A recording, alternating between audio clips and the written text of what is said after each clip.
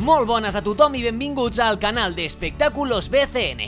Avui us proposem una ruta literària molt especial pels carrers de Barcelona, seguint els passos d'una de les escriptores més importants de la literatura catalana, Mercè Rodoreda.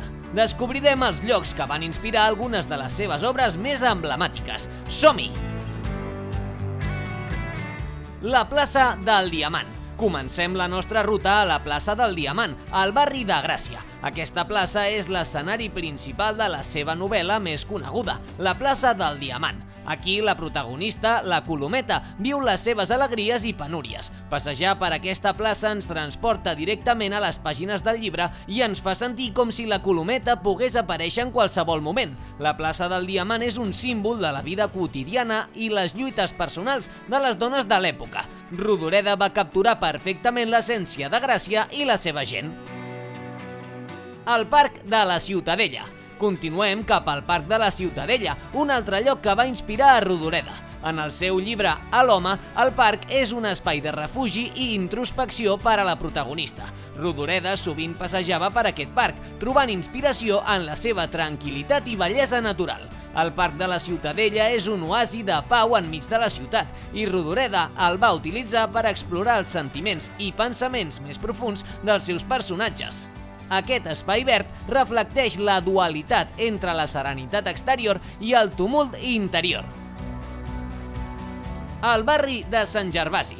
El següent punt de la nostra ruta és el barri de Sant Gervasi, on Rodoreda va passar part de la seva infància. Aquest barri residencial, amb els seus carrers tranquils i elegants, va influir en moltes de les seves descripcions detallades de la vida barcelonina. A més, és el lloc de la casa familiar que apareix en diverses de les seves obres. Sant Gervasi representa la Barcelona més íntima i personal per Rodoreda. Les seves experiències aquí van impregnar moltes de les seves històries amb una autenticitat i una riquesa de detalls que només algú que ha viscut en aquests carrers podia aportar.